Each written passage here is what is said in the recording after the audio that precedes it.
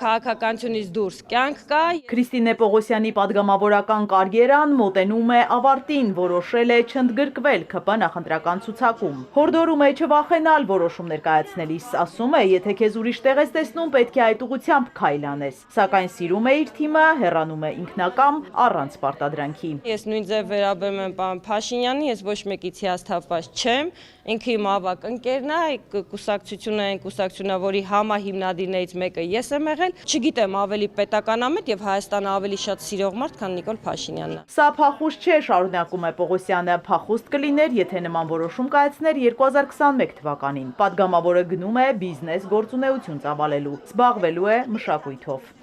Խորհրդարանից մասնավոր սեկտոր է գնում նաև Հակոբ Արշակյանը, ազգային ժողովի փոխնախագահը եւս չի առաջադրվել նախընտրական ցուցակում։ Մասնագիտությամբ ճարտարագետը ներկայացնում է հարուստ կենսագրությունը, պատմում է, երբ 2021-ին ՔՊ-ի ցուցակով ընտրվել է պատգամավոր, ներգրավել է Հայաստանում ժողովրդավարության կայացման քաղաքական պրոցեսների մեջ։ Այժմ իրեն տեսնում է բիզնեսի, տեխնոլոգիական, ռազմաարդյունաբերական ոլորտներում։ Փաշինյանի հետ որոշ հարցերում անհամաձայնությունը չէ քաղաքական ասպարեզից դուրս գալու կարող է նեղացած է։ Ինչ անշկում նեղացվածություն ունես։ Հակոբ Արշակյանը Քրիստինե Պողոսյանի պես կուսակցությունից դուրս գալու դիմում չի գրել։ Նրանք վստահ են, որ 2026-ի ընտրության ժամանակ շատ ձայներ են հավաքելու։ Մեր կուսակցությունը տանելու է ջախջախիչ հաղթանակ,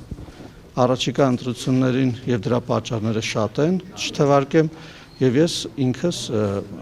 կանգնած եմ լինելու այդ հաղթանակի հետևում։ Իշխող ուժի պատգամավորական թեկնածուների շարքում չենք տեսնի նաև Լենա Նազարյանին, Խաչատուր Սուքասյանին, Հրաչյա Հակոբյանին։ Չեմ շարունակում, որովհետև որոշեցի մի փոքր գոնե առաջիկա 5 տարին, 2026-ից 31 թվական ակտիվ քաղաքականությունով չզբաղվել։ Շարունակել եմ լինել կուսակցության անդամ եւ մասնակցել եմ թե քարոզարշավներին, թե կուսակցության ժողովներին։ Իսկ ահա Գագիկ Մելքոնյանն ու Բաբկեն Թունյանը ՔՊ-ին անդամակցելու դիմում են ներկայացրել։ Մայրաթոր Սուրբ Էջմիածնում մեկը բոսական, մեկը բան մոլագար սեռական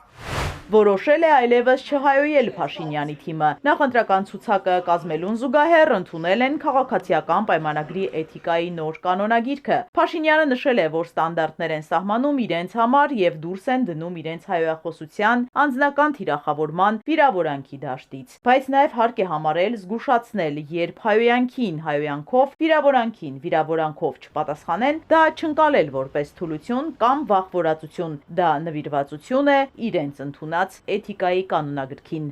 Իզաբելլա Հովանեսյան, Ալեքսանդր Կիրոյան, Էպիկենտրոն։